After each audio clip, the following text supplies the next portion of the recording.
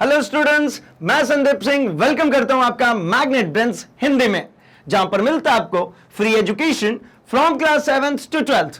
मतलब यहां पे कुछ चैप्टर्स देखने के बाद आपको किसी भी तरीके का कोई सा भी सब्सक्रिप्शन नहीं लेना पड़ता है भाई, क्योंकि हम आपके लिए लेकर आते हैं क्वालिटी कंटेंट एक्सपीरियंस टीचर्स के साथ, वो भी फ्री ऑफ कॉस्ट। तो जैसा कि हम मिला करते हैं हमारे फिजिक्स सब्जेक्ट के साथ, और हम डिस्कस कर रहे हैं हमारे चैप्टर नंबर 3 सरल रेखा में गति को। जी हां, जहां पे हमने मोशन की बात करनी होती है तब हम ऐसा समझते हैं कि गति 3 डायमेंशंस में पॉसिबल है, एकविमीय, द्विविमीय और त्रिविमीय। मतलब या तो वो एक सरल रेखा में चलेगा यानी स्ट्रेट लाइन में सीधा सीधा चलेगा, या फिर वो एक प्लेन में चल रहा होगा, एक समतल में चल रहा होगा, या फिर क्या होगा भाई, तो वो चल रहा होगा कैसा, फ्री स्पेस में, जैसे कोई बर्ड्स उड़ रही है, इंसेक्ट्स उड़ रहे हैं, एरोप्लेन है। ठीक है, इसके साथ साथ हम अगर बात करते हैं किसी को प्लेन में चलना, जैसे बॉल लुढ़कना हो गया, सांप जो ऐसा ऐसा चल रहा होता है। ठीक है, और वन डायमेंशनल की बात करें तो जैसे हम चल रहे बिल्कुल सीधे सीधे, या फिर यूं कह लीजिए और सीधा कर देते हैं, एक तार बांधा, उसके ऊपर एक चींटी को चलने के लिए छोड़ दीजिए। अब छोड़ना नहीं है भाई, चींटियां तो लाइन लगा ही लेती हैं, तो सीधे चल के जाएंगी। ठीक है, तो हम डिस्कस क्या करने वाले हैं, हम डिस्कस करने वाले हैं सिर्फ और सिर्फ सरल रेखा में गति को। आगे आने वाले चैप्टर्स में हमारे दोनों मतलब 2 डायमेंशनल एंड 3 डायमेंशनल के भी डिस्कशन है। अभी के लिए हमारे पास क्या, 1D 1 डायमेंशनल मोशन, जिसमें इस सेशन में क्या करने वाले भाई, तो इस सेशन में हम देखने वाले हैं कि यांत्रिकी होती क्या है, मैकेनिक्स एक्चुअली है क्या। फिजिक्स की सबसे पुरानी कह लें, है ना, बहुत ज्यादा नहीं, बहुत ही पुरानी, अगर हम कह लें फिजिक्स की शुरुआत की, या फिर ये भौतिक शास्त्र की सोच या सारी कहानियां, सारी परिकल्पनाएं जिसके ऊपर चीजें शुरुआत करी, तो भैया कहां से शुरू होती है, मैकेनिक्स। और किसी को भी फिजिक्स की बात करते हैं ना तो उसके दिमाग में मैकेनिक्स ही घूमता है, और हमें भी यही समझ में आता है कि फिजिक्स कोई कह रहा है मतलब मैकेनिक्स की बात हो रही है, यांत्रिकी की बात हो रही है, क्योंकि फिजिक्स जो टर्म्स हैं और इसके साथ में जुड़े जितने टॉपिक्स आते हैं वो किसकी तरफ ले जाता है भाई, आपको ले जाता है अभियांत्रिकी की ओर, है ना। इंजीनियरिंग से रिलेटेड टर्म्स है, मतलब क्या समझ में आता है भाई, अगर कहीं पे टेक्निकल बात हो रही है, टर्मिनोलॉजीज की बात हो रही है, बिल्कुल टू द पॉइंट, उसी को कहते हैं टेक्निकलिटीज, उसी की भूमिका है यहां पर। मतलब यांत्रिकी में हम यही डिस्कस करने वाले, मैकेनिक्स होती क्या है, मैकेनिक्स में कौन कौन सी चीजें आती है, कौन सी ऐसी ब्रांच है, इसके डिस्कशन करेंगे। फिर हम बात करेंगे एक तंत्र की। कौन सी तंत्र भाई, वो मंत्र और तंत्र वाला तंत्र नहीं, हमारा तंत्र और मंत्र अलग है ना। वहां पे ऐसा ऐसा ऐसा करके बनाते हैं, फिर कुछ कुछ रखते हैं, लाल काला पीला, है ना, ऐसा ऐसा करके। ठीक है, ओम हिम क्लीम टाइप्स, हम ऐसा करेंगे, हम ओम हिम क्लीम नहीं करेंगे, लेकिन तंत्र हम भी बनाएंगे, हमारे भी तंत्र बनते हैं भाई। ठीक है ना, पहले लाइनें खींचनी पड़ती है, लाइनों को खींचने के बाद में उसमें और सारे डायग्राम्स बनते हैं, शेप्स बनते हैं, और नई नई चीजें उसमें से निकल के आती है। वही बुलाते हैं ना, ऐसा करकुरा करके कुछ नया आ गया, है ना, पीछे ऐसे घूमने लगता है। तो भाई हमारे यहां भी ऐसे पीछे घूमेगा, आगे घूमेगा, ये पूरा दिखेगा, लेकिन दिखता किसको है, सिर्फ उस तांत्रिक को। और इधर वो तंत्र वाला तांत्रिक है नहीं, ये साइंस वाला है। तो इसमें क्या इसको दिखेगा, उसको जो इसको सीखेगा, जिसको सीखना होगा, जो सीख जाएगा उसको भैया सब दिखने लगेगा। कैसे दिखेगा, तो जैसे मैंने पहले भी आपके साथ में डिस्कशन किया हुआ है कि भाई जब हम साइंस के कॉन्सेप्ट्स को सीख जाते हैं ना, तो हमें अब उस पर्टिकुलर चीज में, उस पर्टिकुलर चेंजेस में कॉन्सेप्ट दिखता है।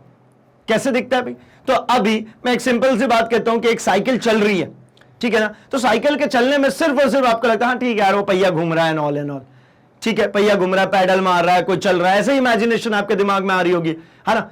लेकिन जब आप उसके पीछे कॉन्सेप्ट सीख जाएंगे तो आपको समझ में आएगा यार वहां पे बल लग रहे हैं, कौन से बल, तो एक अभिकेंद्रीय लग रहा है, एक अपकेंद्रीय लग रहा है, वो स्पोक्स के बीच में कोण बना हुआ है, वो किसी में कम स्पोक्स है, किसी में ज्यादा स्पोक्स है, और इतनी पतली पतली स्पोक्स पे इतने सारा लोड कैसे संभालिए, ये सब दिखने लगेगा। कब दिखेगा, जब वो हम खींचेंगे भैया वो निर्देश तंत्र, और हम पढ़ेंगे क्या उसमें मंत्र। कौन सा मंत्र भाई, फॉर्मुलेशन, उसमें से ये सब कुछ निकल के आएगा। आगे बढ़ेंगे और हम डिस्कस करेंगे इसी के साथ में गति के प्रकार को, मतलब कितने प्रकार की गति है, जिसके हमने इनिशियली अभी डिस्कस की, 1D 2D एंड 3D, इनकी हम बात करेंगे। ठीक है, मतलब ये फुल ऑफ इंट्रोडक्टरी वीडियो होने वाला है। इसके अंदर में हम पूरी तरीके से ये डिस्कस कर लेंगे कि क्यों पढ़ना है इसको, यांत्रिकी को, मैकेनिक्स को क्यों पढ़ना है, कैसे पढ़ना है, और इसके बाद इसको अप्लाई कहां पे करना है। क्योंकि सबसे बड़ा सवाल, ठीक है, लोगों का, है ना, हमें तो पता होता भाई लोगों का सवाल, ये कर तो लिया, अप्लाई कहां करोगे? हमने भी बहुत पढ़ा था भैया अपने स्कूल में ये वो, लेकिन आज तक तो वो कहीं यूज ही नहीं आया। अरे भैया आपने पढ़ा था लेकिन आपने इस्तेमाल नहीं किया, इस्तेमाल तो हो रहा है, वो सब आपने किया नहीं ना। तो हम इसमें मेनली फोकस्ड कहां पे होंगे कि इस्तेमाल कहां करें, क्योंकि जब यूसेज समझ में आती है ना तो उसके पीछे की रामायण याद करनी आसान हो जाती है, इजीली याद होती है, ज्यादा समय तक टिकती है, क्योंकि बार बार हमारी आंखों के सामने से गुजर रहा होता है। तो आइए भैया शुरू कर ली जाए फटाफट हमारे सबसे पहले पोर्शन, बिल्कुल इंट्रोडक्शन की, यांत्रिकी, ये मैकेनिक्स एक्चुअली क्या है। तो मैकेनिक्स क्या है भाई? तो देखिए वस्तुओं की निम्न वेगों पर व्यवस्थित गति के अध्ययन से संबंधित भौतिकी की शाखा को यांत्रिकी कहते हैं। मतलब क्या भाई? जो गति का अध्ययन करेंगे, जिस पार्ट में हम गति का अध्ययन करेंगे उनको ही हम क्या कहते हैं भाई? हम कहते हैं मैकेनिक्स, उनको कहते हैं हम भौतिकी। ठीक है, अच्छा, तो ये वर्ड एक्चुअली कहां से बना है थोड़ी सी और बात कर लें। ये जो मैकेनिक्स है इसका जनरल मतलब बस इतना से समझ में आता है इस वर्ड से कि कोई ऑब्जेक्ट है, कोई वस्तु है, कोई पिंड है जिसके पास द्रव्यमान है और वो क्या कर रहा है भाई? तो वो अपनी स्थिति में परिवर्तन कर रहा है। तो स्थिति में परिवर्तन को समझने के लिए तीन तरीके हैं। एक तरीका है मेरे पास ऐसा जहां पर सिर्फ और सिर्फ यह अध्ययन किया जाए कि वो विरामावस्था में वस्तु है, रुका हुआ है, रखा हुआ है, कहीं चल फिर नहीं रहा, तो उसको हम कह लेते हैं स्थैतिकी, स्टैटिक्स। रुका है भाई, वो ऑब्जेक्ट चल ही नहीं रहा है, आज भी वहीं पे पड़ा है, कल भी, परसों भी, वो सब कुछ कहीं बदल ही नहीं रहा है स्थान को, तो वो स्टैटिक्स आ गया, वो स्थैतिकी हो गई।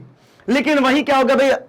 बदलना शुरू हो जाए, मतलब वो ऑब्जेक्ट एक जगह से दूसरी जगह चलना शुरू हो जाए, उसकी स्थिति में परिवर्तन आना शुरू हो जाए, तो भाई इसको हम कहते हैं क्या? डायनामिक्स। कब? जब हम उसके कारणों को भी पता करें कि वस्तु क्यों चल रही है, कैसे चल रही है, कौन कौन से फैक्टर्स है जो इसको रोक रहे हैं, या कौन कौन से फैक्टर्स है जो इसको सपोर्ट करें कि नहीं भैया तुम चलो। तो इन सभी चीजों को मिलाकर के जो स्टडी की जाती है उसको कहते हैं हम डायनामिक्स, गति की। ये दोनों अल्टीमेटली देखी जाए तो एक दूसरे के विपरीत शब्द हैं। स्थितिकी मतलब रुका हुआ, गति की मतलब चल रहा, और चलने के साथ साथ उसके कारण का भी पता होना चाहिए। ठीक है ना? लेकिन एक और ब्रांच है जो कहती है कि यार वो कारणों को छोड़ दो, आप तो सिर्फ ये बात करो कि वो चल रहा है, तो चलने में कौन कौन से फैक्टर्स इन्वॉल्व है, कारण नहीं चाहिए मुझे कि क्यों चल रहा है, मुझे बस ये पता है कि भैया वो चल रहा है। अब चल रहा है तो उसमें क्या होगा भाई? तो उसके कारणों का पता नहीं करना मुझे, सिर्फ उसको कौन से फैक्टर्स अफेक्ट करेंगे, मतलब उसमें फ्रिक्शन लगेगा, घर्षण लगेगा, उसको रोक देगा, कोई इसको एक्सीलरेट कर देगा और तेज हो जाएगा।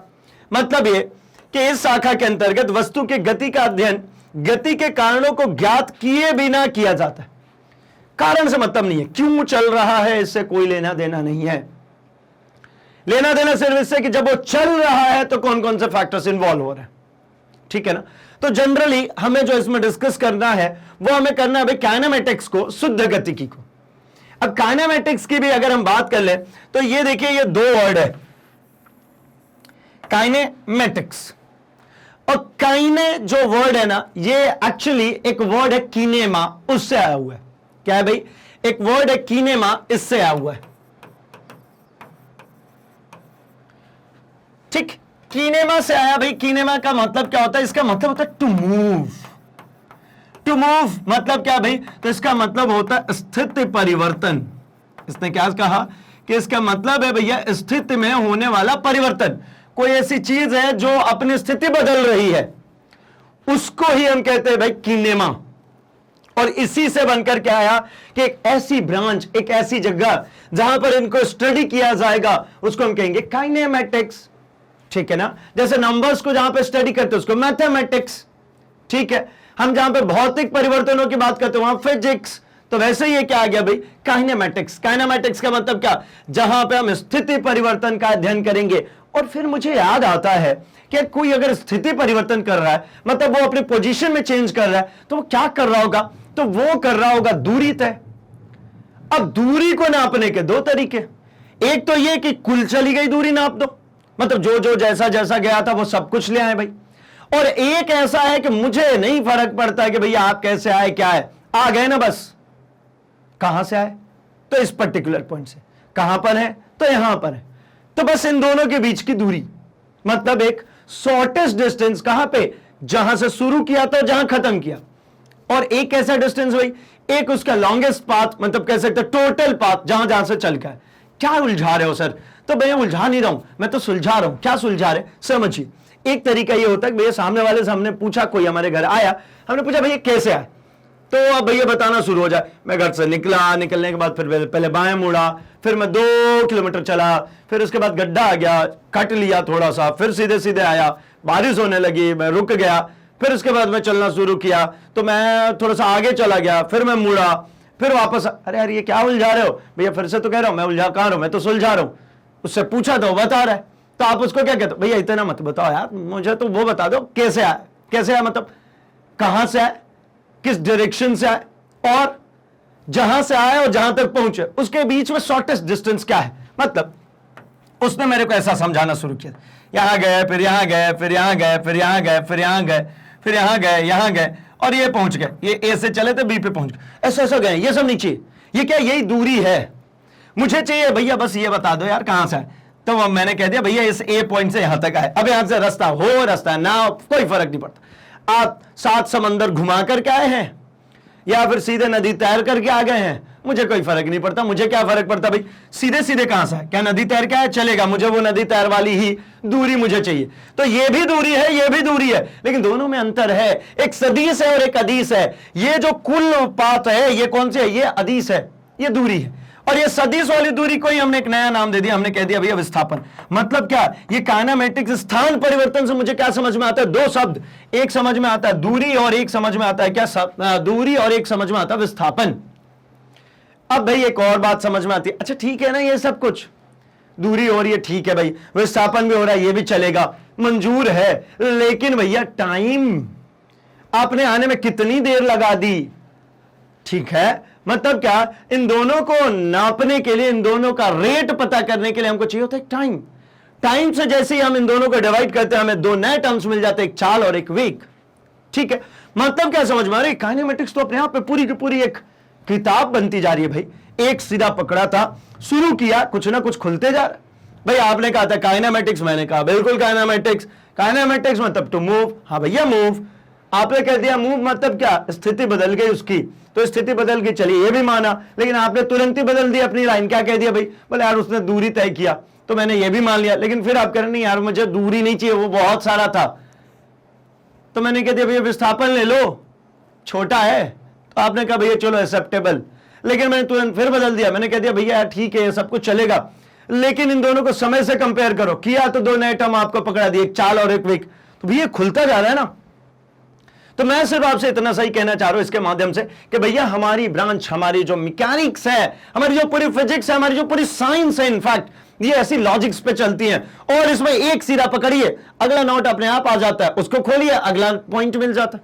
मतलब आपका भूल भुलैया ऐसा वाला नहीं है कि गए और घूम गए उसी में, भैया ऐसी वाली चीज है, एक सीधा पकड़िए दूसरे सीधे तक आप डेफिनेटली पहुंचेंगे, पूरे लॉजिक्स के साथ पहुंचेंगे और आसानी के साथ पहुंचेंगे, कंफ्यूजन नहीं, कोई कंफ्यूजन नहीं, ठीक है ना। अगर आप यहां पर बने हुए हैं तो भाई मैं कह रहा हूं आपको, पूरे दावे के साथ कह रहा हूं कि कहीं पर भी कुछ भी डाउट नाम की चीज नहीं आने देंगे।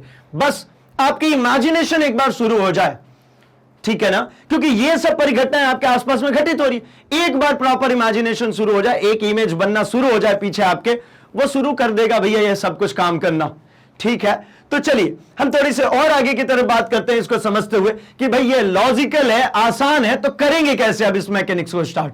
तो मैकेनिक्स में समझ में आ गया, एक ऐसे ब्रांच आएगी, मतलब एक ऐसा पॉइंट आएगा जहां पर वो ऑब्जेक्ट चल नहीं रहा होगा, मतलब रेस्ट में होगा। एक ऐसी चीज आएगी जहां पे वो चल रहा होगा लेकिन मुझे कारण भी पता हो रहा होगा क्यों चल रहा है, और एक ऐसी चीज आएगी जिसे मुझे कारण नहीं पता, बस ये पता है कि चल रहा है। इन तीनों ही चीजों को स्टडी करने वाले हम मैकेनिक्स के अंदर। तो एक छोटी बात और, मतलब बहुत सारी छोटी छोटी बातें करा दी, तो भाई छोटी छोटी बातें करके ही तो बड़ी बात बनाएंगे ना। तो जब हमें बहुत बड़ी बात बनानी है, मतलब क्या, बहुत बड़ा नंबर बनाना है भाई, बहुत अच्छे मार्क्स ले आने हैं भाई, बहुत अच्छे से साइंस को सीखना है, तो ये नहीं छोटी छोटी चीजों को लाइन में रखना पड़ेगा। आपकी 11th class most of the portion discuss करता है कौन, मैकेनिक्स, यानी यांत्रिकी ही आपकी 11th क्लास की जान है, ठीक है ना। क्यों जान है भाई, क्योंकि शुरुआत के आधे से ज्यादा चैप्टर्स की अगर मैं बात करूंगा तो मैकेनिक्स में ही चलती चली जाएगी। ठीक है, बहुत सारी तरीके की मैकेनिक्स चेंज होगी, बहुत से मतलब इसमें बहुत सारे तरीके आएंगे, बहुत सारी चीजें पढ़ने को आएंगी। तो चलिए भाई बिल्कुल प्रिपेयर हो जाइए, तैयार हो जाइए। आगे बढ़ते हैं हम कि भाई ये जो निर्देश तंत्र होंगे वो क्या होंगे, क्योंकि हमने कहा था कि हम भी तंत्र बनाएंगे, हम भी वो मंत्र वाला तंत्र नहीं, हमारा ये सूत्र वाला तंत्र आएगा। इसमें भी हम लाइनें ड्रॉ करेंगे, उसके अंदर कुछ कुछ बिठाएंगे, फिर उसके बाद हम जाप करेंगे। किसका जाप करेंगे भाई? तो फॉर्मुलेशन को रिलेट करेंगे, सूत्र बनाएंगे और उन सूत्रों से डेफिनेटली रिजल्ट लाएंगे, है ना। वो बाबाज, तांत्रिक बाबाज वाले जो यंत्र बनते हैं ना, वो ऐसा कुछ बना करके, है ना, ऐसा ऐसा ऐसा ऐसा, फिर इसके बाद इधर कुछ बिठाते, इधर इधर इधर इधर, इसके बाद वो मंत्र पढ़ते हैं। अब इसके बाद वो उसका रिजल्ट आएगा कि नहीं आएगा वो भगवान जाने। बट हमारे इधर तो ऐसा है भैया, लाइनें खींची है और वैल्यू बिठाई है तो रिजल्ट पक्का आएगा। उनका जीन आए या ना आए, हमारा रिजल्ट पक्का आएगा। चलिए देखिए क्या निर्देश तंत्र को। तो देखिए भाई, फ्रेम ऑफ रेफरेंस, निर्देश तंत्र का मतलब सिर्फ इतना सा है कि जब हम किसी नंबर को, किसी चीज को रिप्रेजेंट करने की कोशिश करेंगे तो सबसे पहली चीज रिक्वायर्ड होती है कि किसके सापेक्ष कर रहे हैं। मतलब कुछ ऐसा रेफरेंस पॉइंट होगा ना, कुछ एक फिक्स पॉइंट होगा ना, जिसे हम तुलना कर रहे होंगे चीजों को, उसकी बात कर रहे हैं। मतलब किसी कण की स्थिति या गति का अध्ययन करने के लिए एक निर्देश तंत्र की आवश्यकता होती है। बिना उस फ्रेम और रेफरेंस के आप उसको निरूपित नहीं कर सकते। जैसे मैं ये बोल रहा हूं, आप इमेजिन नहीं कर पा रहे। क्यों नहीं कर पा रहे? क्योंकि मैंने अभी पुट ही नहीं किया ना, आपको ड्रॉ करके दिखाया नहीं ना, इसलिए। तो मतलब इसको रखने के लिए, इसको रिप्रेजेंट करने के लिए मुझे चाहिए होता है एक रेफरेंस पॉइंट, एक रेफरेंस लाइन, एक रेफरेंस एक्सिस। उसकी बात करेंगे इसके अंदर। मतलब निर्देशांकों का वह समूह या निकाय जिसके सापेक्ष प्रेक्षक किसी स्थिति या घटना की व्याख्या कर सकता है, निर्देश तंत्र कहलाती है। ठीक है, निर्देश तंत्र का कुछ ऐसा मतलब, देखिए मैंने ऐसा कह दिया कि भाई एक पेड़ है और इसके बाजू से एक रोड गुजर रही है, ठीक है ना। अब यहां पर एक कार चली आ रही है, ठीक है। ये भैया एक कार चली आ रही है, ठीक है। आपको लग रहा होगा ये कैसी कार है, बड़ी अच्छी से अफलातूनी कार है ना। चलिए, ये हमारी कार जो है भैया क्या हो रही है, ये इधर की तरफ चली आ रही है। अब आपको कैसे पता कि भाई मैं इधर की तरफ गति कर रहा हूं या चला आ रहा हूं? तो आप इस कार में बैठे बैठे देखते हैं किसको, इस पेड़ को। तो आप पाते हैं कि यार अभी मेरे और इस पेड़ के बीच में इतनी दूरी थी, फिर थोड़ी देर के बाद कार की स्थिति ये हो गई, ठीक है ना, इस कार की पोजीशन ही होगी। तो आप पाते हैं कि हमारे और पेड़ के बीच की दूरी क्या होगी, कम होगी। मतलब ये लगातार आप पा रहे हैं कि मेरे और पेड़ के बीच की, मतलब कार और इस पेड़ के बीच की दूरी कम होती जा रही है, कम होती जा रही है। तो मतलब आप पेड़ की तरफ आ रहे हैं। और उसके विपरीत अगर आप इधर निकलने शुरू हो जाएंगे तो आप लगातार पाएंगे कि इस पेड़ से आप दूर होते जा रहे हैं। मतलब आपको समझ में आता है कि इस पेड़ के सापेक्ष में गति में हूं, ठीक है ना। लेकिन वहीं पर अगर मैं ऐसा कुछ कहूं कि दो कार्स ऐसी चल रही है, एक कार ये चल रही है, एक कार ये चल रही है, और ये आजकल जो भैया ऑटो ड्राइविंग मोड आ गया है ना। ऑटो ड्राइविंग मोड में क्या कर सकते हैं भाई, तो एक ऐसा भी फीचर है जिसके अकॉर्डिंगली ये होता है, ये सामने वाली कार को ये ट्रैक कर रही होती है, पीछे वाली कार सामने वाली कार को। ये अगर स्लो होगी इसने भी अपना स्पीड स्लो कर लेना है, ये अगर मुड़ जाएगी इसने भी मुड़ना है। जितनी तेजी में ये अपनी स्पीड बढ़ा लेगी उतनी तेजी में ये भी बढ़ा लेगी। मतलब इन दोनों के बीच का जो दूरी है वो समान रखने की कोशिश करेगा और चलता जाएगा। अब आप सिर्फ इस कार को ही देखिए तो आपको पता ही नहीं चल, कुछ नहीं देखना, रोड कुछ नहीं दिख, सिर्फ वो कार ही दिख रही है। तो आपको क्या लगेगा कि हम गति कर रहे हैं? आपको लगेगा नहीं यार, जितनी दूरी पे पहले तो उतनी दूरी पे अभी भी है। जैसे मैं आपको एग्जांपल के तौर पे बताऊं, आप पृथ्वी पर हैं, आपको पता है कि पृथ्वी क्या हो रही है भाई, सूरज के चारों तरफ चक्कर लगा रही है और अपने अक्ष पे भी घूम रही है। आपको एहसास होता है क्या? आपको ऐसा लगता है कि हम ऐसे घूम रहे हैं गोल गोल? जैसे कि अगर एक बहुत से बड़े फुटबॉल के ऊपर आपको खड़ा कर दिया जाए और इस फुटबॉल को गोल गोल घुमाया जाए तो आपको एहसास तो होगा ना कि आप घूम रहे हैं। तो क्यों एहसास होता है? क्योंकि बाहर आप देखते हैं कि भैया ये रुका हुआ है और मैं इसके सापेक्ष ऐसा गति कर रहा हूं, लेकिन कोई कंपैरिजन के लिए हो ही ना आपके पास। जैसे आप पृथ्वी पर हैं, पृथ्वी को अपने अक्ष पर घूमना आप महसूस नहीं कर पा रहे। कारण क्या है? कोई है ही नहीं ना जिससे आप कंपेयर कर सके अपने को। लेकिन सूरज का उगना और उसका ढल जाना, ये दो चीजों से आपको एक बात एहसास होती है कि भैया हम कुछ घूम तो रहे, क्योंकि सूरज अपनी जगह पर है, यानी पृथ्वी की लोकेशन चेंज हो रही है। लेकिन आपको एहसास ऐसे तो नहीं होता बिना सूरज को देखे। मतलब क्या समझ में आ रहा है कि आपको गति में होना या नहीं होना डिसाइड करने के लिए आपको चाहिए एक रेफरेंस पॉइंट, एक ऐसी चीज चाहिए जिससे आप अपने आप को तुलना कर सके। बिना उस तुलना के आप नहीं बता सकते कि आप रेस्ट में है कि आप मोशन में। तो उसी को कहते हैं हम क्या भाई, उसी को कहते हैं निर्देश तंत्र, उसी को हम कहते हैं फ्रेम ऑफ रेफरेंस। ठीक, अब कितने प्रकार के हैं भाई? तो एक है हमारा कार्टेशियन, मतलब कार्तीय निर्देशांक। ठीक, मतलब कार्तीय निर्देश तंत्र, कार्तीय निर्देशांक है भाई। इसको बहुत ज्यादा कॉम्प्लिकेटेड ना समझिए, मैं थोड़ा सा ऐसा ड्रॉ कर दे रहा हूं। जैसे आपने इसको देखा हुआ, ग्राफ आपने प्लॉट किया हुआ कि यहां पर ये पॉजिटिव एक्स एक्सिस होता है, ये पॉजिटिव वाई एक्सिस।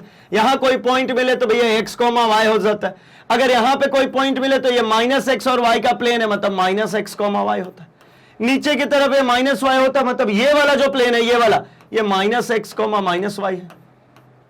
और ये जो प्लेन होगा ये कैसा हो जाएगा? तो ये plus x comma minus of y, क्योंकि मुझे पता है एक्स कॉमा वाई लिखते हैं। ठीक है, मैं अभी डिस्कस करूंगा, एक एक करके इन सबको डिस्कस करूंगा। बस अभी के लिए आपको समझ में आ गया होगा कि भाई यहां पर कोई भी बिंदु को निर्देशित करने के लिए मुझे क्या चाहिए? एक रेफरेंस एक्सिस चाहिए। जैसे वाई एक्सिस वर्टिकल एक्सिस होगी और एक्स एक्सिस एक हॉरिजॉन्टल एक्सिस होगी, मतलब एक क्षैतिज और एक ऊर्ध्वाधर। ठीक है ना, आगे बढ़ता हूं मैं। आगे आता है भाई हमारे पास गोलीय ध्रुवीय निर्देश। गोलीय ध्रुवीय निर्देश तंत्र, मतलब गोलीय निर्देशांक की अगर हम बात करते हैं तो देखिए इसमें जो कुछ भी बनता है डायग्राम, जो हमने कार्टेशियन में लिखा हुआ है, इसमें जो भी डायग्राम बनेगा, या तो देखिए मान लीजिए ऐसा, सॉरी ये लाइन गलत ड्रॉ हो गई, बिल्कुल कॉर्नर्स बनेंगे सभी के, या तो त्रिभुज बने, चतुर्भुज बने, ठीक है, पंचभुज, षष्ठभुज, ठीक है, या फिर आपको क्या बन जाए भाई, एक वृत्त बन जाए, वृत्त भी चलेगा, वृत्त भी इसके अंदर चल जाएगा। मतलब क्या समझ में आता है? अगर इस तरीके के पॉइंट्स बनते हैं, कहीं पर भी देखने को मिलता है, यानी इनके क्या होता है भाई, इनके हर एक पॉइंट को अगर देखेंगे तो ये एक समतल में लाई करते हैं, एक्स वाई प्लेन में लाई कर रहा है, y z sorry y minus x वाले में लाई कर रहा है। मतलब क्या होता है, एक समतल में लाई करेंगे, यानी ये 2 डायमेंशनल होंगे, जिसमें सिर्फ 2 ही डायरेक्शन होगी, लंबाई और चौड़ाई, मोटाई नहीं होगी। लेकिन जैसे मोटाई की बात करते हैं और दोनों तरफ से गोल घूमने की बात करते हैं, जैसे गोला, वृत्त अलग चीज होता है, गोला अलग होता है, आपको ध्यान में होगा। वृत्त का मतलब क्या है, बिल्कुल 2 डायमेंशनल। और जैसे गोले की बात करते हैं उसमें हाइट भी आ जाता है, जैसे फुटबॉल, वो वृत्त है या फिर गोला है भाई, तो गोला है, ठीक है ना। एक डिस्क की बात करें, एक थाली की बात करें, वो कैसा होगा भाई, वो वृत्तीय हो सकता है। एक तवे की बात कर ले तो वो कैसा हो सकता है, वृत्तीय हो सकता है। रोटी की बात कर ले भाई, वो भी वृत्तीय है। लेकिन जैसे ही हम बिल्कुल फुली हुई एक रोटी की बात करें, है ना, फुली हुई रोटी तो समझ ही रहे होंगे, तो फुली हुई रोटी कैसे बन जाती है, गोला बन जाता है। तो उसको, वैसी चीजों को जब हमें निरूपित करना होगा, निर्देशित करना होगा, तो उसको क्या चलता है भाई, गोलीय ध्रुवीय निर्देशांक, है ना, स्फेरिकल कोऑर्डिनेट्स। ये हमारा अगला है बेलनाकार निर्देश तंत्र। बेलनाकार मतलब क्या भाई, सिलिंड्रिकल, जैसे कोई पाइप दिखता है आपको, बेलन इटसेल्फ, है ना, ये कैसा होता है भाई, तो बेलनाकार निर्देशांक की अगर हम बात करते हैं, सिलिंड्रिकल कोऑर्डिनेट सिस्टम की हम बात करते हैं, ठीक है, जहां पर गोलाकार नहीं होता, ऐसा होता है।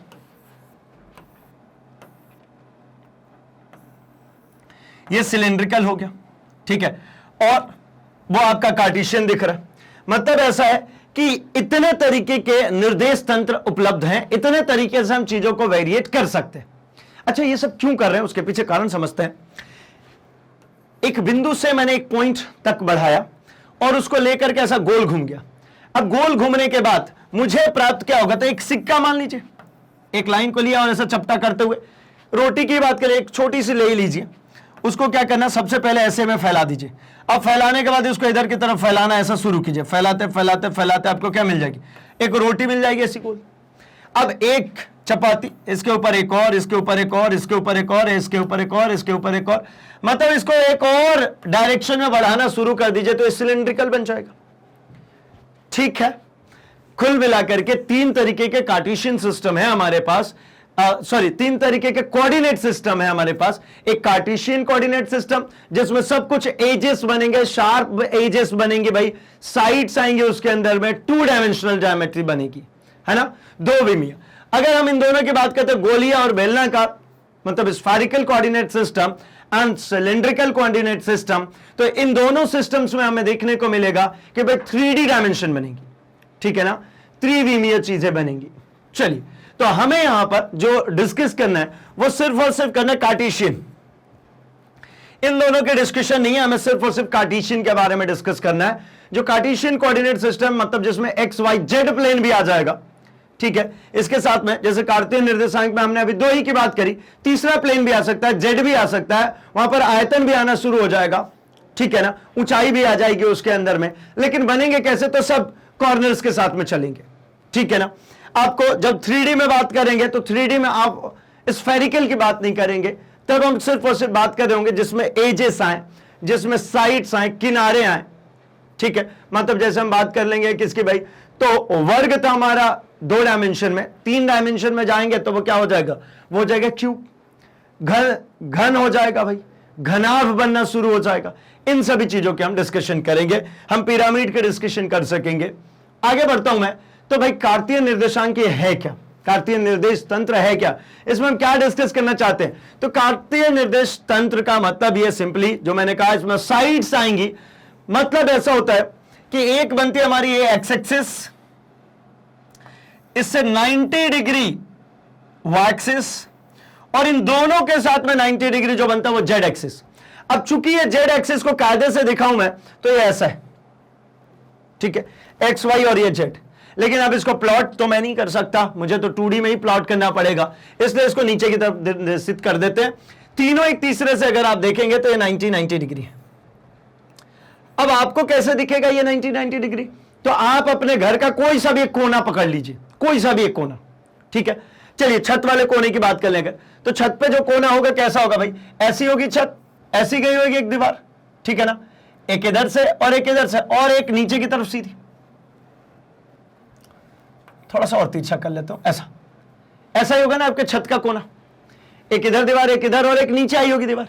नीचे वाली भी ले लीजिए आप, कोई सा भी दीवार का कोना लीजिए, वहां पे 3 चीजें ही आपको देखने को मिलेगी, 3 लाइनें आपको दिखने को मिलेगी। ठीक है, वो तीनों लाइनों में एक एक्स है, एक वाई है, एक जेड है। आपको फर्क नहीं पड़ता कि किसको एक्स, किसको वाई, किसको जेड, आप किसी को भी ले लीजिए, तीनों एक्स वाई जेड, मतलब तीनों 90 डिग्री पर ही है।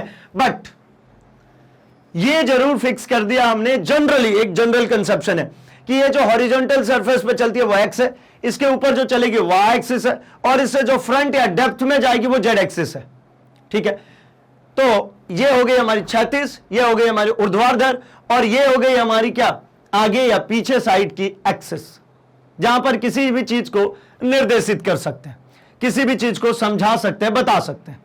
चलिए, तो क्या होता है भाई, कार्तीय निर्देश में 3 परस्पर लंबवत अक्ष होते हैं, जिन्हें एक्स तथा वाई तथा जेड अक्ष कहते हैं।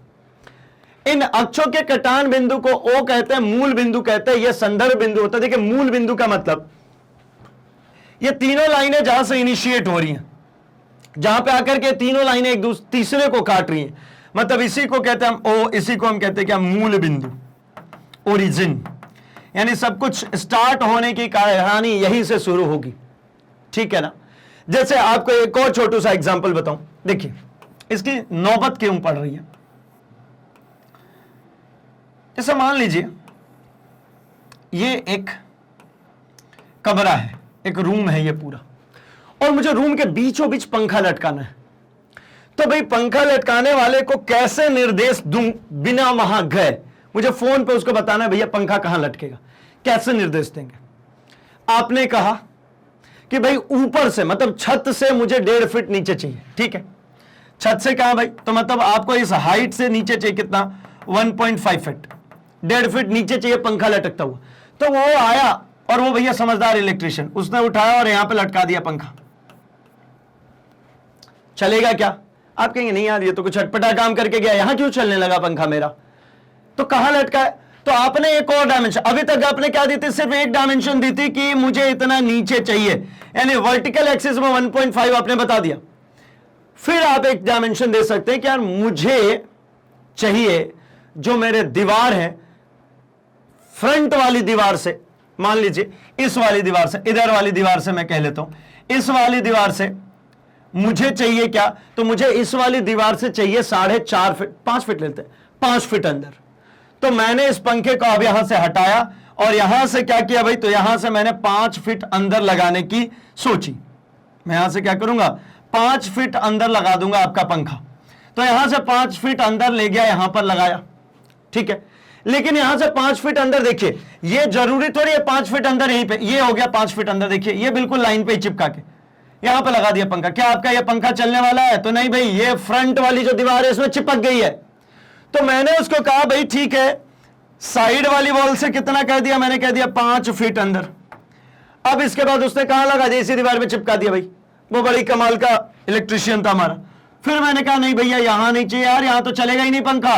तो फिर मैंने एक और निर्देशांक दिए, मैंने कहा ये जो सामने वाली मेरी दीवार है ना, इससे ले जाओ और इससे भी 5 फीट अंदर कर दो।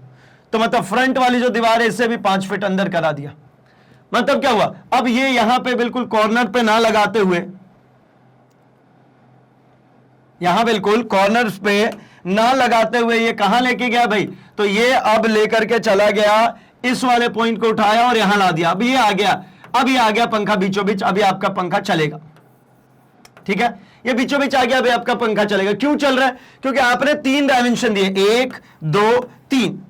ये तीनों डायमेंशन जब दिए तब एक कटान बिंदु आएगी, एक पॉइंट आएगा, कॉमन पॉइंट आएगा जो इधर से भी आए, ऊपर से भी काटे और इधर से भी आए, मतलब तीनों डायरेक्शन से आ जाए। तो मुझे एक कॉमन पॉइंट मिलेगा, वहीं पे मुझे पंखे को लटकाना है। जैसे मान लीजिए पी पॉइंट हो गया, पी पॉइंट। कैसे कैसे भाई? तो वाई अक्ष से भी, इससे भी और इस जेड अक्ष से भी।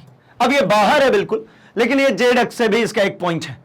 तो मतलब क्या समझ में आ जाता भाई? इन तीनों अक्षों से जब मैंने एक डिस्टेंस आइडेंटिफाई कर दिया, एक डिस्टेंस मेजर करके उसको दे दिया, तो उससे उसको पता चल जाएगा कि मुझे एग्जैक्टली इस पंखे को कहां पर लटकाना है। ठीक है भाई, तो अब हम एक और चीज डिस्कस करते हैं कि ये तो हमने बता दिया सामने वाले को कि भाई यहां पर पंखा लटकाना है, ऐसे लटकाना है। लेकिन अगर मान लीजिए कहीं पर ऐसा हो कि ये सिमेट्रिकल वॉल्स ना हो, जैसे ये वॉल्स मैंने बताई ऐसे कि हर जगह से बराबर घन जैसा दिख रहा है आपको, कहीं ऐसा ना हो, ठीक है। जैसे मान लीजिए हमने एक टेंट लगानी है, उस टेंट में उस पंखे को लटकाना हो, तो फिर तो गड़बड़ हो जाएगी ना। फिर तो आपको उसको समझाने में बहुत सारी दिक्कतें आएंगी कि यार किधर से जाकर के उस डिस्टेंस को मापूं, कौन से वाले पोल से लूं, कौन से वाले खंबे से लूं। तो इसको भी दूर करने के लिए एक सिंपल सॉर्टेड एक तरीका बनाया गया, जिसको हमने ऐसा कहा कि ये जो पॉइंट्स चलने हैं, देखिए सबसे पहले मैंने एक रेफरेंस एक्सिस ड्रॉ कर लिया, मैंने एक यहां पर रेफरेंस एक्सिस ड्रॉ कर लिया, और इस रेफरेंस एक्सिस से 2 तरीके हैं ना। एक तरीका है मैंने पहले y की तरफ जाऊं, फिर ऐसा z की तरफ आऊं, या ऐसा भी तो हो सकता है मैं एक से पहले z को मेजर करूं फिर ये y पे जाऊं। मतलब एक बात समझ में आती है, अगर आप इन दोनों प्रकारों को देखें, जो अंदर वाला है और जो बाहर वाला, इनको हम जनरली ऐसे कहते हैं कि घड़ी के समय वाली जो घड़ी होती है उसके सुई के अनुदिश या फिर उसके सुई के विपरीत। एक जो दिख रहा है ये कैसा दिख रहा है? बाहर वाला ये दिख रहा है सुई के अनुदिश, मतलब ये कैसा हो गया भाई? क्लॉकवाइज। और ये अंदर वाला कैसा दिख रहा है भाई? तो ये दिख रहा है मुझे एंटी क्लॉकवाइज। कैसा है ये है हमें एंटी क्लॉकवाइज।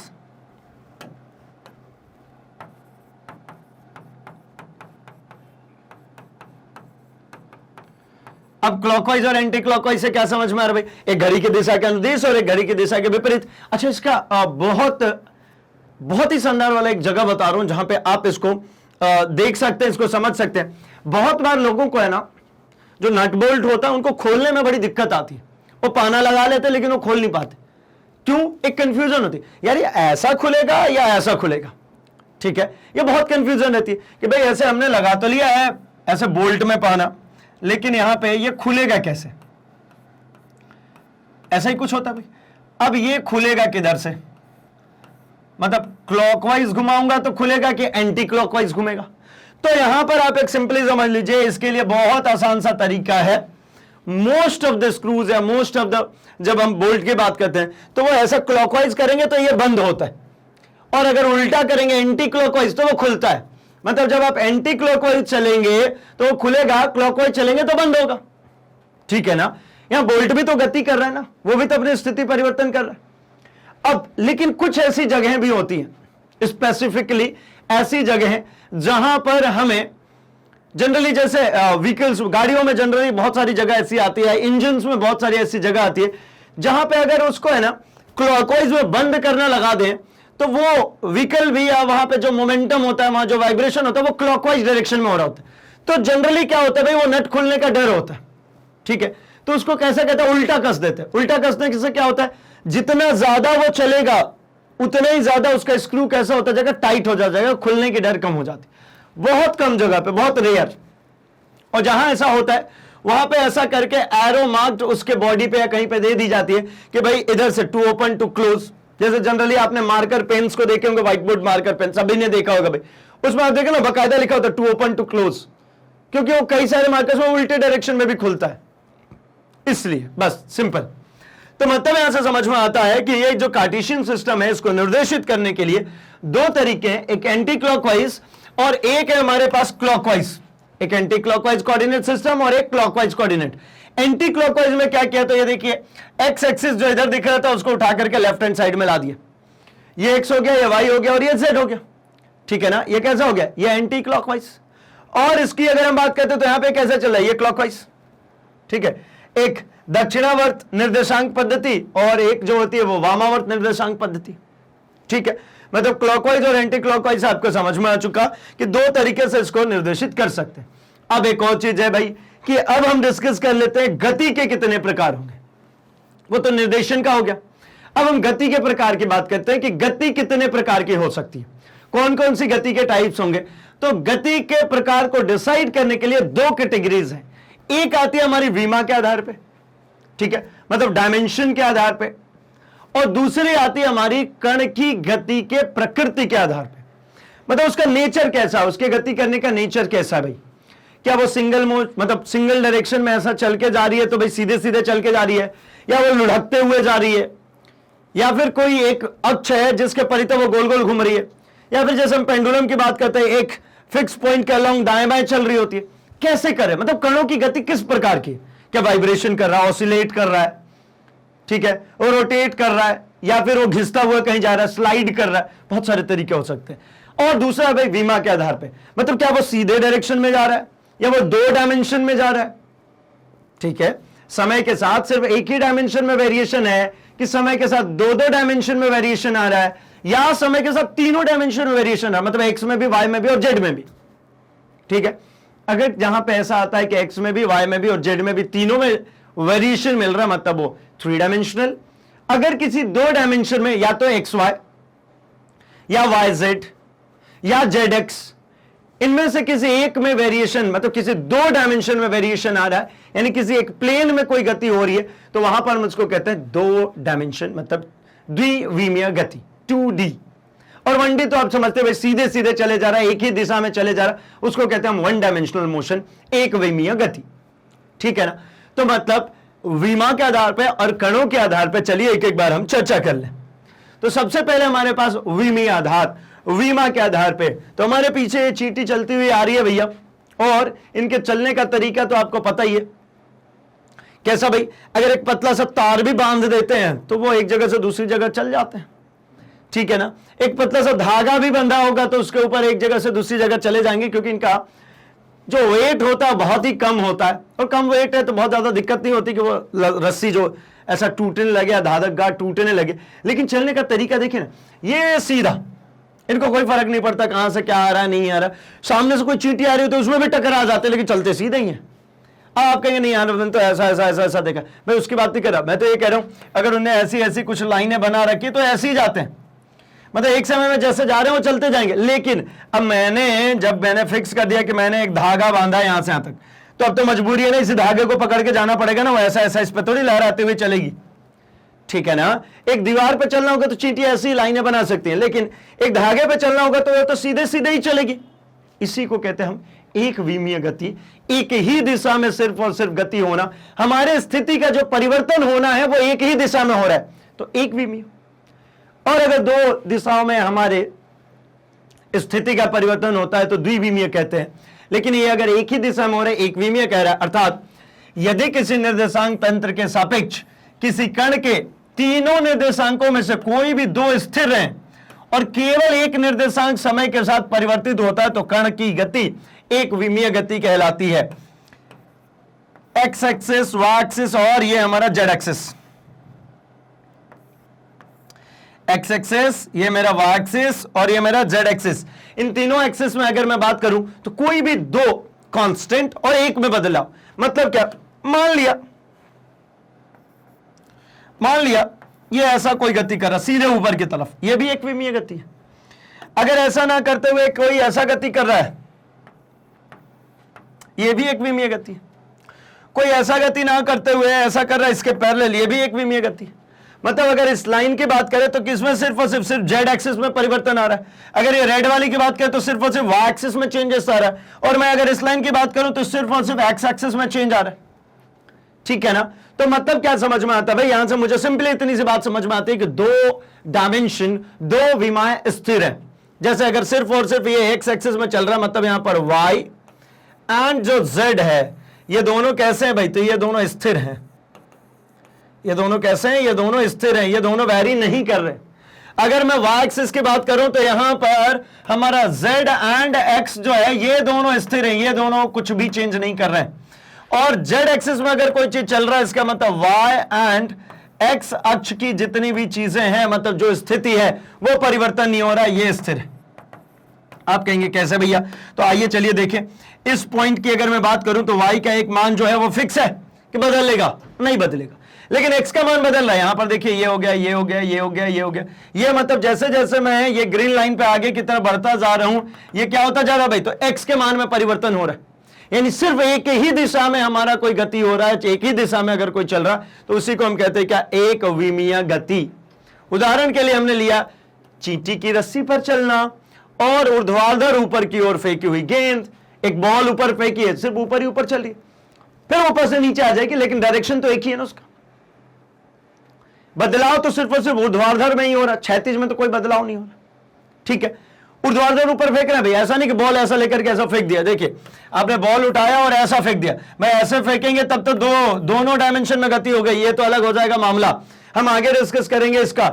लेकिन इसको आगे डिस्कस करेंगे, लेकिन अभी ऐसा नहीं। अभी कैसे बोल रहे हैं, आपको गेंद को सीधे ऊपर फेंकनी है तो बॉल यहां जाएगी और वापस सीधी इसी लाइन पे वापस आकर के नीचे गिर जाएगी, मतलब कहीं भी डेविएट होने की कोई संभावना नहीं है, तो ही कहलाएगी वो एक विमीय गति। आगे बढ़ते भाई, द्विविमीय गति मतलब अगर किसी भी निर्देश तंत्र के सापेक्ष कण के तीन निर्देशांक, कौन से भाई, एक्स वाई जेड, इन तीन में से दो में परिवर्तन हो जाए, दो जगहों से आपको स्थिति में परिवर्तन दिखाई पड़े, तो उसको कहते हैं हम क्या भाई, उसको हम कहते हैं दो डायमेंशन मोशन, मतलब टू डायमेंशनल मोशन। द्विविमीय गति मतलब दो निर्देशांक समय के साथ परिवर्तित हो तो कण की गति द्विविमीय गति कहलाती है। मतलब एक्स एक्सिस और वाई एक्सिस दोनों में परिवर्तन हो, वाई जेड में परिवर्तन हो या जेड एक्स में परिवर्तन हो, किसके साथ, समय के साथ, तो इसको ही कहते हैं हम द्विविमीय गति। जैसे देखिए टेढ़े मेढ़े पथ पर चींटी की गति, अगर कोई टेढ़ा मेढ़ा पथ है और चींटी चल रही है, जैसे दीवार पे अगर चींटी चल रही है तो दो डायमेंशन में गति कर रही है। अगर मैदान में एक फुटबॉल खेलता खिलाड़ी है तो वो कैसा चल रहा है भाई, टू डायमेंशनल मोशन है उसका। ठीक है ना, मतलब अपने गोल पोस्ट से भी दूर जा रहा है, और ऐसा भी हो सकता है कि दोनों तरफ के जो साइड बाउंड्रीज होती है उससे भी लेफ्ट एंड राइट की उसकी गति चल रही है, मतलब उसके सापेक्ष भी स्थिति परिवर्तन हो रहा है। अपने देखिए ये इसका गोल पॉइंट हो गया, ये इधर से इसका गोल पॉइंट हो गया।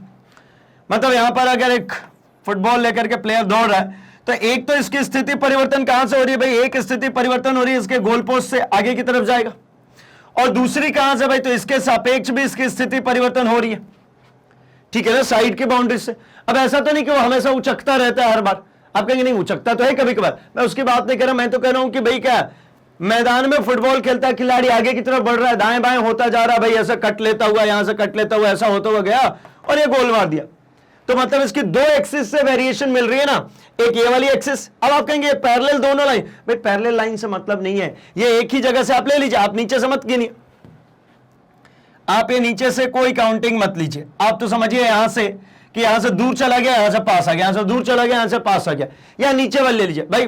किसी भी अक्ष पे ऐसे पैरेलल रेफरेंस लाइन ड्रॉ करने से कोई फर्क नहीं पड़ता। कब फर्क पड़ता है, जब इसके 90 डिग्री में कोई एक्सिस ना चेंज हो रही हो, तो मतलब दो ही एक्सिस में चेंज हो रही है, इसीलिए इसको कहते हैं हम क्या भाई, टू डायमेंशनल मोशन।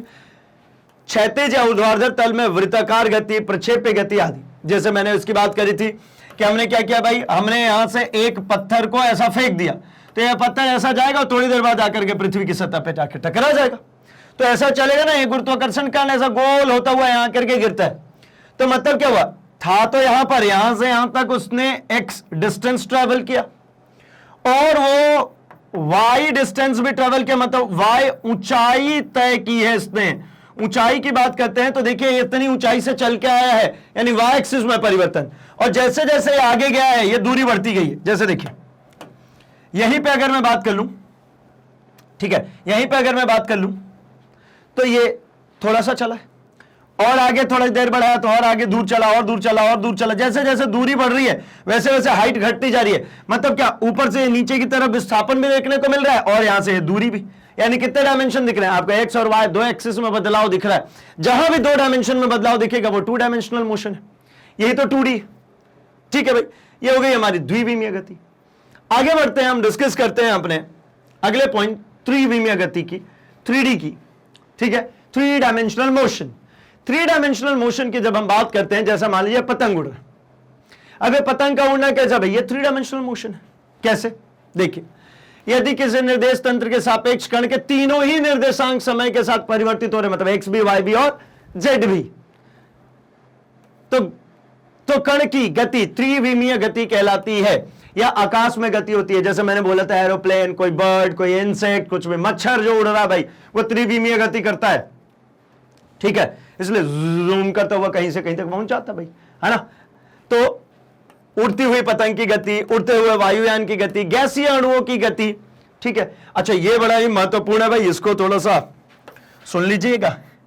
गैसीय अणुओं की गति, गैसीय अणुओं की गति मतलब क्या भाई, जो गैस के कण है, ठीक है ना, वायु में जो गैस के कण है, ये त्रिविमीय गति कर सकते हैं, मतलब 3 डायमेंशनल, कहीं भी चल सकते, कहीं भी जा सकते, कहीं भी आ सकते हैं, ऐसा घूमते फिरते रह रहे। क्योंकि ये सबसे लास्ट चैप्टर के तरफ जब हम बढ़ेंगे, तो last second chapter, I think, हाँ लास्ट सेकंड चैप्टर में हमें गैसीय अणुओं की गति के बारे में पूरा ही पढ़ना है। तो मैंने कहा था ना, क्लास 11th यानी मैकेनिक्स, ठीक है, पीछा नहीं छोड़ने वाली भाई, शुरू से आखिरी तक।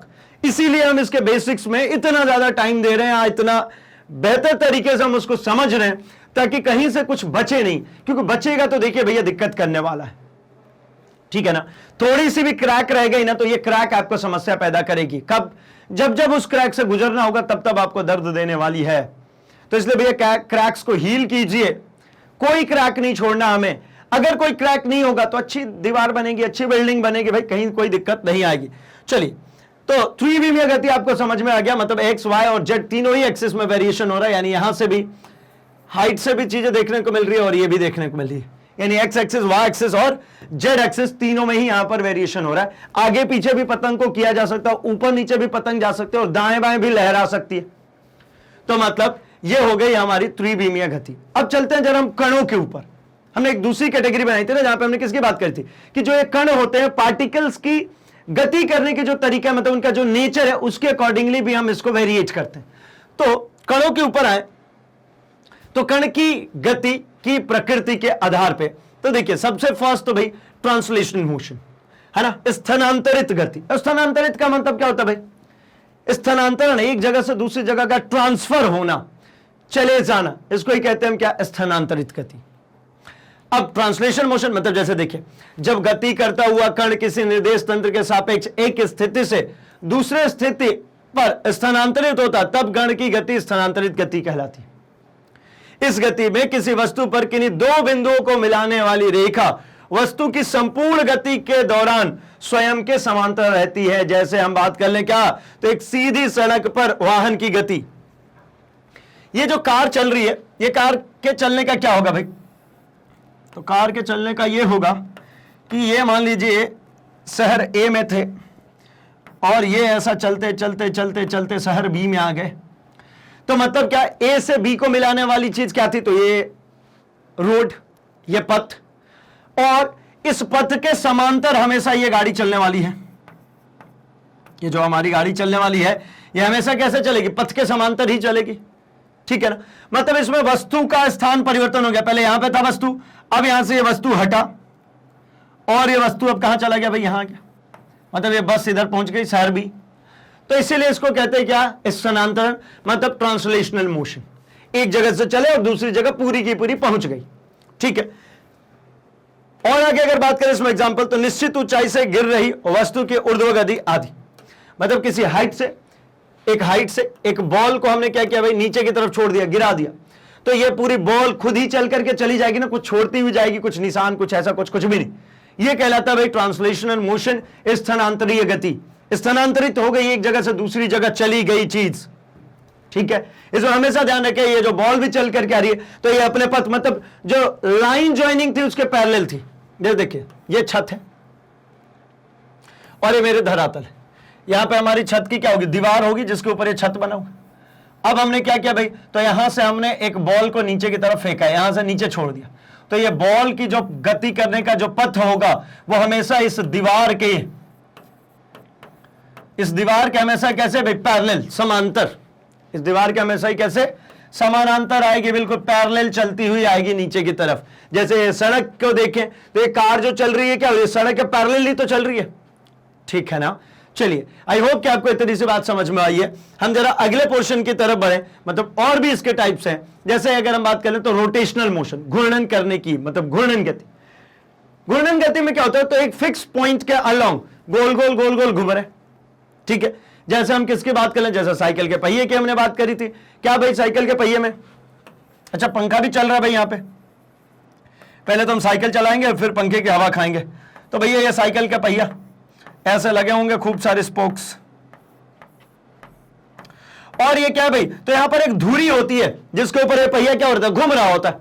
मतलब यहां पर एक अक्ष होता है, यहां पर क्या होता है, एक अक्ष होता है। इसी अक्ष के परितः वो क्या होता है, पहिया घूम रहा होता है। मतलब किसी एक फिक्स पॉइंट के अलोंग अगर कोई चीज घूम रहा है, इसी को कहते हैं क्या भाई, घूर्णन गति, रोटेशनल मोशन। अच्छा, इसमें ही वो बात आती है कि भाई जो हमने अभी इनिशियली बात करी थी, दूरी और विस्थापन, कि भाई अगर मान लीजिए इस स्पोक की बात करें तो ये एक राउंड कंप्लीट होने के बाद वापस यहीं आ जाता है। यानी अगर किस केस में देखें तो विस्थापन कितना हो जाता है, 0, कोई विस्थापन नहीं, जो जहां से चला था वहीं आ गया। लेकिन दूरी तय हो जाती है, ये पहिया यहां ना रहते हुए ये पहिया यहां पहुंच जाता है, मतलब दूरी तय हो जाती है, विस्थापन नहीं होता। जैसे हम बात कर लेते हैं पंखे का चलना, ये एक फिक्स एक्सिस के अलोंग देखिए क्या हो रहा है, ये रोटेट हो रहा है, घूम रहा है घूम रहा है घूम रहा है। तो मतलब समझ में आता है, जब कोई दृढ़ पिंड का मतलब क्या भाई, तो एक सॉलिड की बात कर रहे हैं, एक ठोस की बात कर रहे हैं। किसी स्थिर अक्ष के परितः, स्थिर अक्ष कौन होता है वहां पे, तो वो रॉड जिसपे वो पंखा लटक रहा है घूर्णन करता है, तब पिंड की गति घूर्णन गति कहलाती है। जैसे छत के पंखे की गति, कुम्हार के चाक की गति। अच्छा, कुम्हार का चाक देखा है क्या, नहीं देखा भाई, मोस्ट ऑफ द लोगों ने देखा भी होगा आई थिंक। वो क्या कहते हैं भाई, एक ऐसा चौड़ा सा, ऐसा पटले जैसा कोई चीज होता है ना, और उसको ऐसा गोल गोल गोल गोल ऐसा करके घुमा रहे होते हैं, गोल गोल घूमता है, उसके बीच में ऐसा मिट्टी रख देते हैं, ऐसा होता है उनका पटला। ये नीचे एक स्टैंड पे ऐसा कसा होता है, अब स्टैंड दिखेगा तो घूमेगा नहीं, है ना, ये ऐसा स्टैंड समझ लीजिए, ये डॉटेड बना दे रहा हूं, इसके ऊपर ये ऐसा रखा होता है। अब इसको गोल गोल घुमाते हैं और यहाँ पे क्या रख लेते हैं भाई, यहाँ पे मिट्टी रख लेते हैं, ये ऊंची हाइट की ऐसी मिट्टी रखी होती। अब इसी पटले को गोल घुमा करके और हाथ के सहारे से उसमें मटका बना सकते हैं, है ना, उसमें प्लेट्स बना सकते हैं, दिए बना सकते हैं, ठीक है, कप भी बनाते हैं बहुत प्यारे प्यारे। तो भैया इसमें क्या करते हैं, यहाँ पे एक फिक्स पॉइंट है जिसके अलावा क्या करते हैं, उस चाक को घुमा रहे होते हैं। चाक मतलब वही लकड़ी का एक गोल राउंड तख्ती जैसा, उसको वो घुमा रहे होते हैं। तो वो क्या कर रही है, वो घूर्णी गति कर रही है, वो गोल गोल गोल गोल क्या कर रही है, एक फिक्स एक्सिस के अलाउंग घूम रही है, ठीक है। अगला एक बात कर लें और, तो भैया ये हमारा दोलन या कंपन गति। क्या है दोलन का मतलब, क्या होता है, जैसे पेंडुलम आपको दिख गई होगी। पेंडुलम में क्या होता है भाई, तो पेंडुलम का मेन कार्यक्रम इतना सा है कि इसका एक मीन पोजीशन होता है, ये है इसका मीन पोजीशन। इस मीन पोजीशन के अलोंग इधर और इसी मीन पोजीशन के अलोंग इधर, दोनों तरफ बाएं और दाएं दोनों तरफ ये चल रही होती है। जैसे आपको दिख रहा होगा, थोड़ा स्मूथ नहीं चल रहा भाई, है ना। ये एक स्थिति इसकी ये हो सकती है और एक स्थिति ये हो सकती है, मतलब एक अधिकतम ऊंचाई इधर और एक इधर, मतलब ये यहां पे इधर भी गमन करती हुई जाएगी और यहां से इधर भी गमन करती हुई जाएगी। लेकिन इसके मूल में क्या है भाई, तो इसके मूल में एक बात समझ में आती है कि यहां पर एक लाइन है, एक एक्सिस है, एक पॉइंट है, जिसको बार बार ये क्या करेगी, दोहराएगी, ठीक है ना। इस मूल को ही बार बार क्या करना, दोहराना है, दाहिने जाए या बाएं जाए, इस मूल को दोहराना है, मतलब यहां से होकर के ही जाना है। इसी को कहते हैं मध्य स्थिति। इसको क्या कहते हैं भाई, इसी को कहते हैं मध्य स्थिति, ठीक, अपने मीन पॉइंट के अलोंग चलती रहेगी। एक तरफ इधर हो जाएगा इसका मैक्सिमम डेविएशन और एक तरफ इधर हो जाएगा मैक्सिमम डेविएशन। ये क्या है भाई, उसका हो जाता है ये एक अधिकतम विस्थापन। अधिकतम विस्थापन। अगर कोई ऑब्जेक्ट इस तरीके से गति कर रहा है तो इसी को कहते हैं हम दोलन। ठीक है, क्या कहते हैं इसको, दोलन। अब एक चीज आती है कंपन। कंपन में क्या करेंगे भाई, तो जैसे मान लीजिए एक ऐसा फिक्स पॉइंट, यहां पे एक तार और इधर एक फिक्स पॉइंट, दोनों तरफ से इस तार को टाइट कस दीजिए, बहुत टाइट भी नहीं लेकिन हाँ टाइट कस दीजिए, जैसे गिटार उसके तार बिल्कुल कसे होते हैं। और अब आपको क्या करना है भाई, तो इसको एक साइड से ऐसा पकड़ के छोड़ दीजिए। आपने जब पकड़ा होगा तो ऐसा ही आया और आपने छोड़ दिया तो ये क्या बन गया भाई, ऐसा। फिर अगले पॉइंट में ये बन जाएगा ऐसा, फिर अगले पॉइंट में ये बनने लगेगा ऐसा, फिर ऐसा ऐसा ऐसा ये वाइब्रेट होना शुरू हो जाएगा। और एक अच्छा से बताऊं, है ना, करना मत, घर वाले मारेंगे नहीं तो।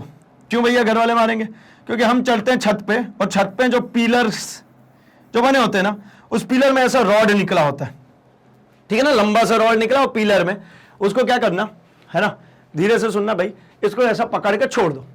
जैसे आप पकड़ के छोड़ते हो क्या होता है भाई, तो ये रॉड एक बार को मैं दूसरे कलर से बना लेता हूं, ये एक बार को रॉड यहां आ जाता है, नहीं भैया कलर बदल जाओ, बदल गए, नहीं तो भैया घर वालों को पता चल गया तो घर वाले अपना रंग बदल देंगे। वो क्या करते हैं, इसको छोड़ देते हैं तो यहां से यहां तक क्या करने लगता है, ऐसा वाइब्रेट, ऐसा ऐसा ऐसा ऐसा ऐसा। फिर थोड़ी देर बाद ऐसा ऐसा ऐसा ऐसा। मैं अगर इसको एक तरीके से बनाऊं तो देखिए, पहले ऐसा ऐसा चलेगा, फिर धीरे धीरे धीरे धीरे आकर के ये रुक जाता है। तो इसी चीज को, इसको क्या कहते हैं भाई, इसको कहते हैं वाइब्रेशन। ठीक है, इसको क्या कहते हैं, वाइब्रेशन। ठीक है ना, तो मतलब समझ में आ रहा है हमको कि एक होता है भाई ऑसिलेशन और एक होता है वाइब्रेशन। अच्छा एक और बात, ये भी पढ़ना है लास्ट टू लास्ट चैप्टर्स में। तो मतलब क्या है भाई, मैकेनिक्स जो मैं बार बार कह रहा हूं, इसको बिल्कुल गांठ बांध लेनी है, क्योंकि शुरू यहीं से और आखिरी भी यहीं पे होगा। ठीक है, आदि भी यही है, अंत भी यही है। चलो भाई, तो होता क्या है, तो देखिए, जब कोई कण अपनी माध्य स्थिति के इर्द गिर्द अपनी गति को निश्चित समय अंतराल में दोहराती है, एक फिक्स टाइम में अपने आप को क्या करिए, दोहरा रही है, दोलन या कंपन गति कहलाता है। जैसे दीवार के घड़ी की लोलक की गति या स्प्रिंग से जुड़े द्रव्यमान की गति। अच्छे से एक स्प्रिंग से एक और चीज याद आया, है ना, वो कार में जो सामने रखते हैं, एक स्प्रिंग में उसकी मुंडी टच कर, एक स्प्रिंग पे उसकी मुंडी को लगा देते हैं, और जब कार चल रही होती तो ऐसा ऐसा ऐसा ऐसा ऐसा ऐसा हिल रहा होता है। कार तेजी से चले तो ऐसा ऐसा बेलने लगता भाई, ऐसा लगता मुंडी ना टूट जाए, लेकिन उसकी मुंडी टूटती नहीं। क्यों नहीं टूटती भाई, जब जब आप उसके ऊपर एक पर्टिकुलर डायरेक्शन में फोर्स लगाते हो तो ऐसा ऐसा वो क्या कर रहा होता है, कंपन कर रहा होता है। तो एक मीन पोजीशन का लॉन्ग ऐसा ऐसा वो चल रहा होता है। ठीक है ना, चलिए, तो आई होप कि आपको बेसिक्स इसके समझ में आए। मतलब यहां तक में हमने जो डिस्कस किया, जो इसके पूरे बेसिक्स की, कि भाई कौन कौन से ऐसे फैक्टर्स है जिनके बारे में हमको स्टडी करना है। इमेजिनेशन होना आपको शुरू हो गया कि भाई किस तरीके की चीज आने वाली है हमारे सामने, क्या क्या चीजें इसके अंदर में हम डिस्कस करने वाले हैं। ठीक है, तो मैकेनिक्स का जो बेसिक्स, इसकी भूमिका आपको समझ में आ चुकी है। बाकी के लिए आप क्या करते हैं भाई, बाकी कोर्सेज के लिए आप क्या करते हैं, आप अपने सर्च बॉक्स में जैसे ही डालते हैं magnetbrains.com, आपके सामने कुछ इस तरीके का पेज ओपन होता है जहां पर आप अपने टॉप कोर्सेज को एक्सप्लोर कर सकते हैं, क्योंकि यही है भाई India's number 100% free educational platform, जहां पर आपको कुछ भी पे नहीं करना पड़ता, कोई सब्सक्रिप्शन नहीं लेनी पड़ती, कोई पैकेज नहीं लेना पड़ता है, सब कुछ फ्री आता है भाई। क्या क्या, तो आप अगर सीबीएसई इंग्लिश मीडियम से हो, सीबीएसई हिंदी मीडियम से हो, स्टेट बोर्ड से हो, किसी भी स्टेट बोर्ड से हो भाई, हर एक स्टेट बोर्ड एनसीईआरटी को बेस मानती है, उसी को फॉलो कर रही है। या फिर अगर आप एनटीएससी, ओलंपियाड, सीयूईटी की प्रिपरेशन कर रहे हो, या अगर आप इंग्लिश स्पोकन चाहते हैं, आईआईटी, जेई, नीट, सीआईआईबी, जेएआईआईबी की प्रिपरेशन कर रहे हैं, आप जस्ट इसके ऊपर टैप कीजिए, आपके कोर्स कंटेंट्स मिल जाते हैं। जैसे कि आप सीबीएसई इंग्लिश मीडियम से हैं या सीबीएसई हिंदी मीडियम किसी स्टेट बोर्ड से भी है, आप क्लिक कीजिए, आपकी क्लासेस ओपन हो गई। अपने क्लास को क्लिक कीजिए, आपके सब्जेक्ट्स ओपन हो जाते हैं।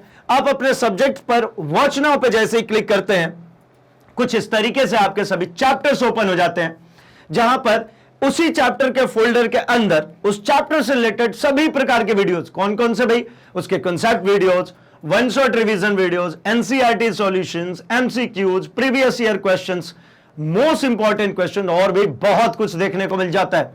जस्ट आप उसके ऊपर प्ले कीजिए, कुछ इस प्रकार से वीडियो आपकी चालू हो जाती है, जिसको कहीं पर भी आप पॉज कर सकते हैं, स्क्रीनशॉट ले सकते हैं, नोट्स बना सकते हैं। और सबसे अच्छी बात क्या होती है भाई, यहीं से नेक्स्ट वीडियो करके आप अपने अगले वीडियो पर चले जाते हैं, मतलब यहां पर भटकने की बिल्कुल भी जरूरत नहीं है। तो अभी के लिए इस वीडियो को लाइक कर दीजिए, चैनल को सब्सक्राइब एंड अपने दोस्तों में शेयर भी कर दीजिए भाई, क्योंकि मैग्नेट ब्रेन्स हिंदी लेकर के आता है free education from class 7th to 12th, quality content and experience teachers के साथ। तो बने रहिए हमारे साथ, हम मिल रहे हैं इसी चैप्टर के अगले पोर्शन में अपने टॉपिक्स के साथ। Thanks for watching.